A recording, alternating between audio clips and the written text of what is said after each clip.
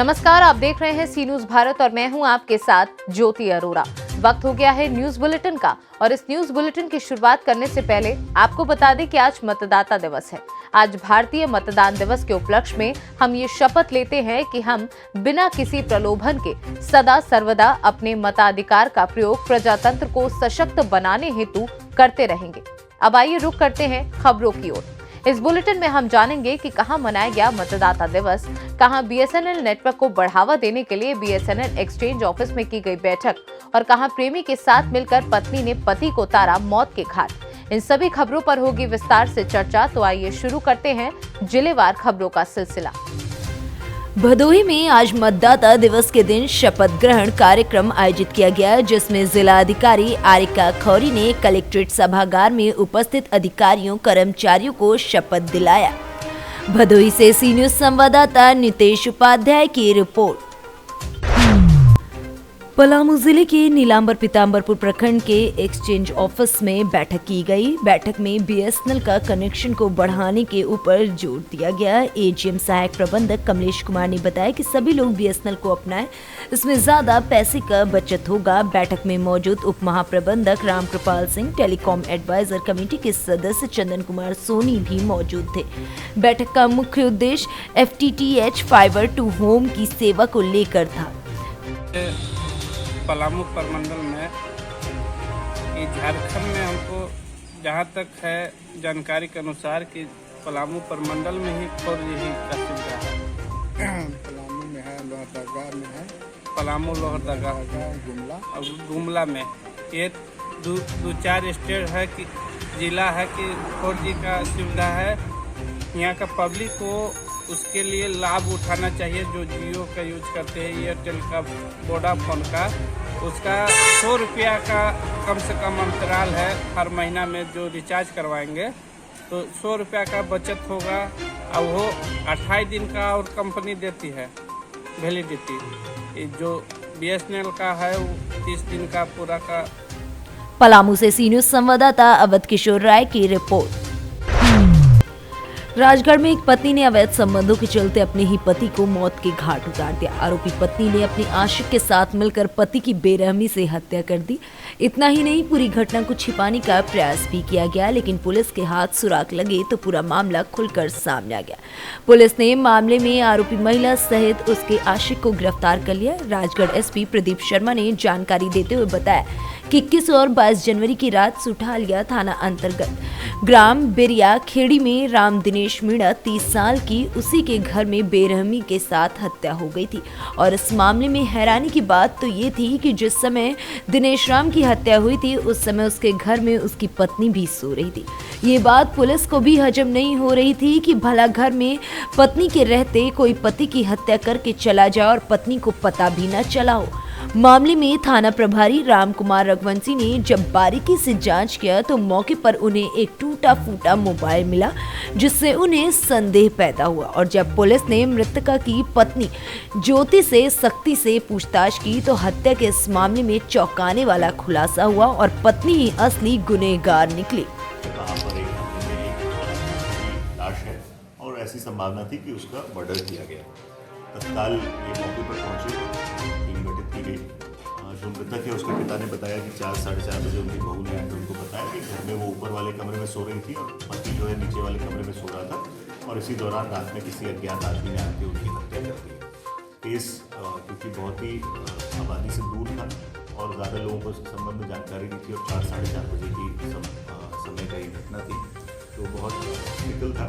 इसमें तत्काल ही टीम बनाने के बाद आसपास के लोगों से पूछताछ की गई और क्योंकि जो बहू का रोल था वो थोड़ा संदेहास्पद लग रहा था, इसलिए बहू से दोबारा से जब सख्ती से पूछताछ की गई तो उसने बताया कि गांव का ही एक चैन सिंह लोधा है जिसको वो करीबन 2 साल से जानती है और उससे वो लगातार संपर्क में थी। इसके द्वारा ही उसको एक मोबाइल दिया गया था जिससे वो बातचीत करती रहती थी और इसी बातचीत के दौरान जब पति ने देखा कि ये बातचीत कर रही है तो उसने मोबाइल भी फोड़ा, जो हमारे द्वारा बरामद भी किया गया। राजगढ़ से सी न्यूज संवाददाता राम बाबू चौहान की रिपोर्ट।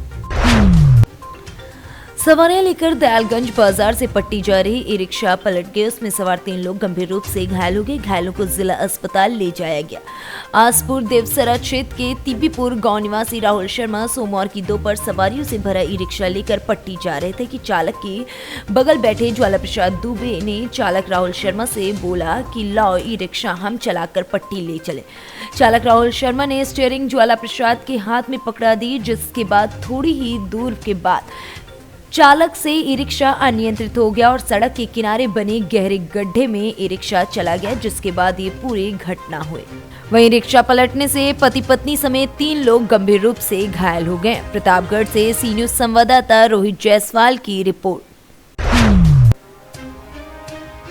ग्राम खरदौन कला उनके इस महान योगदान हेतु संस्था द्वारा अभिनंदन पत्र देकर सम्मानित किया गया। ग्राम खरदौन कला के 7 निवासियों के साथ ही अन्य शुभ चिंतकों ने गुरु को इस उपलब्धि के लिए बधाई दी है। शाजापुर ग्राम खरदौन कला साहित्य संगम संस्थान नई दिल्ली के तत्वाधान में आयोजित नशा मुक्ति अभियान के तहत human rights and crime control organisation के जिला अध्यक्ष KP पाटीदार गुरु खरदौन कला ने भी नशा मुक्ति के लिए जागरूकता हेतु वीडियो बनाकर प्रस्तुति दी थी। उनके इस योगदान को देश के विभिन्न क्षेत्रों के महान अनुभवों के साथ golden book of world record में दर्ज किया गया है। शुजालपुर से राजकुमार धाकड़ की रिपोर्ट। अंबेडकर नगर जिले में अकबरपुर कोतवाली क्षेत्र की नवीन सब्जी मंडी सिझौल स्थित फल मंडी में 3 दुकानों को निशाना बनाकर चोर फल और नकदी चुरा ले गए।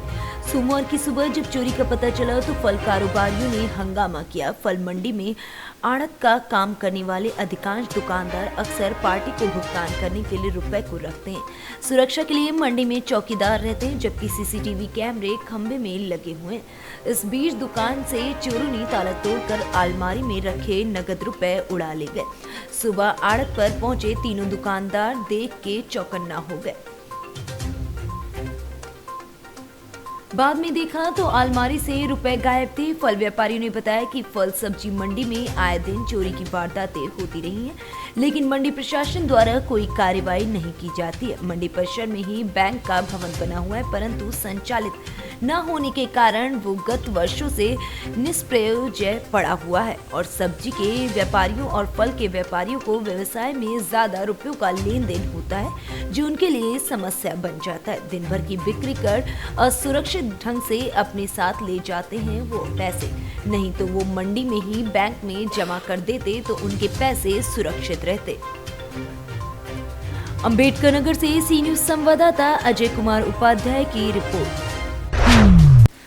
आजमगढ़ के देवगांव PSC पर सी न्यूज भारत की टीम जांच करने के लिए पहुंची तो वहां डॉक्टरों का पता ही नहीं रहा। जब इसके बारे में वहां के स्टाफ से पूछा गया कि डॉक्टर कहाँ हैं, फिर उनसे कहा गया कि फोन से बात कराइए, तो अभद्र भाषा का प्रयोग करते हुए वहां से जाने की बात कही गई। वहीं कुछ लोगों ने बताया कि डॉक्टर कभी आते ही नहीं है। जब इस मामले में CMO आजमगढ़ से बात की गई तो CMO ने कार्रवाई का आश्वासन दिया है।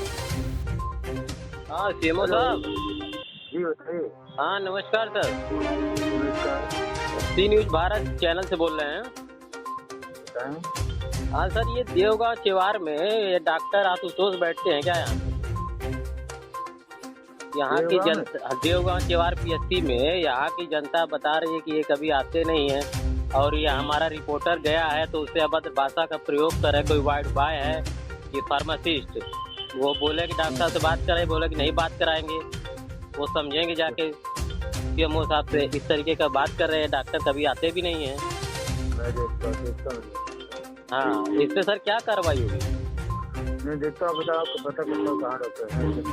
नहीं आएंगे तो कार्रवाई होगी। ये आते ही नहीं है सर कभी। आजमगढ़ से सी न्यूज संवाददाता सादिक की रिपोर्ट।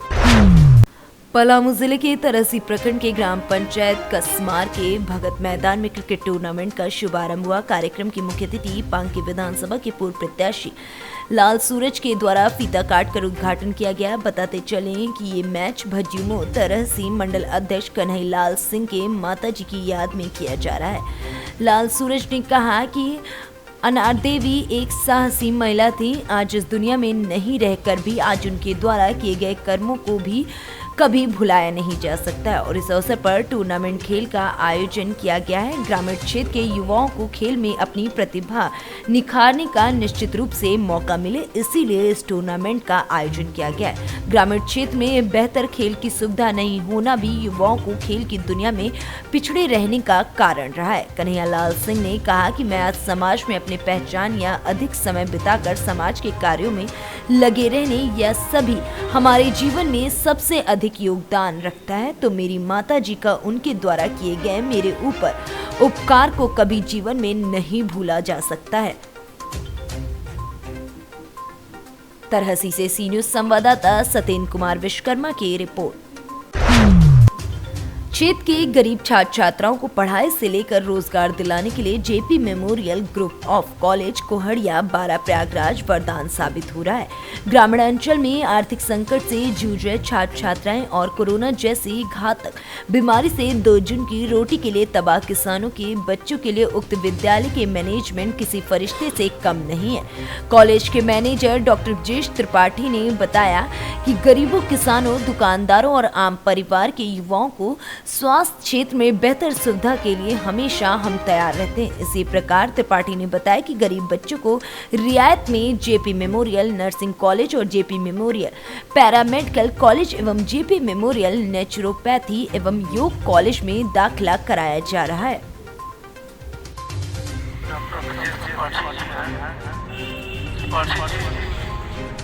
कॉलेज किस तरह की व्यवस्था है और किस तरह की मान्यता है, क्या कहना चाहते हैं? ये हमारा कॉलेज जेपी मेमोरियल कॉलेज जो खुला है ये सिर्फ गरीबों के लिए, और जो भी हमारे यहाँ प्रयागराज में जो ये हॉस्पिटल कॉलेज है सबसे सस्ता कम रेट पे इसकी रखी गई है और ये गरीब असहाय बच्चे मेरे यहाँ पढ़ सकें, इसकी व्यवस्था को ध्यान रखते हुए काम किया गया है। अच्छा। और क्या क्या सुविधाएं यहाँ आपके कॉलेज में है, सुविधाओं के बारे में जानकारी दें। हमारे कॉलेज में आप देख सकते हैं, मेरे कॉलेज में मेस की व्यवस्था भी रखी गई है। प्रयागराज से सी न्यूज संवाददाता रणविजय सिंह यादव की रिपोर्ट। संत कबीर नगर अखिल भारतीय विश्वकर्मा महासभा के राष्ट्रीय अध्यक्ष चंदन विश्वकर्मा ने क्षेत्र पंचायत मेहतावत प्रधान संघ अध्यक्ष दीप नारायण विश्वकर्मा को द अखिल भारतीय विश्वकर्मा महासभा उत्तर प्रदेश का प्रदेश प्रभारी मनोनीत किया है। इनके प्रदेश प्रभारी मनोनीत होने पर ग्राम प्रधान उमेश सिंह, रामराज मौर्य, दीपचंद पासवान, रुद्र यादव, रमाकांत विश्वकर्मा आदि दर्जनों प्रधानों व विश्वकर्मा समाज के लोगों ने खुशी जताई। सी न्यूज को एक भेंट वार्ता में मनोनीत अध्यक्ष दीप नारायण विश्वकर्मा ने बताया कि जो भी राजनीतिक दल हमारे समाज के विकास की बात करेंगे, हम भी उनका हर तरह से स्वागत करेंगे। ये बताइए, आपको विश्वकर्मा समाज का जो प्रभारी पद मिला है, इसकी मुख्य भूमिका क्या है आपकी? सबसे पहले मैं प्रदेशवासियों को गणतंत्र दिवस की शुभकामनाएं देना चाहता हूँ। और जो आपका प्रश्न है कि हमारी विश्वकर्मा आर्मी का मैं प्रदेश प्रभारी बनाया गया हूँ, मैं राष्ट्रीय अध्यक्ष श्री चंदन विश्वकर्मा जी को धन्यवाद देता हूँ कि मुझे इस योग समझा और मुझे प्रदेश की कमान सौंपी। मुख्य भूमिका क्या है इसका? हमारी मुख्य भूमिका है कि राजनीति में भागीदारी, क्योंकि हमारा समाज कई वर्षों से उपेक्षा का शिकार हुआ है। हमारे समाज को कहीं प्रतिनिधित्व करने की कोई जगह नहीं दी, चाहे वो कांग्रेस हो, चाहे समाजवादी पार्टी हो, चाहे वो भाजपा हो या फिर बहुजन समाज पार्टी, कहीं ना कहीं हमारे समाज की उपेक्षा की गई है। संत कबीर नगर से सी न्यूज संवाददाता मोहम्मद नईम की रिपोर्ट। न्यूज बुलेटिन में फिलहाल के लिए इतना ही। देश और दुनिया की तमाम बड़ी खबरों के लिए आप देखते रहिए सी न्यूज भारत।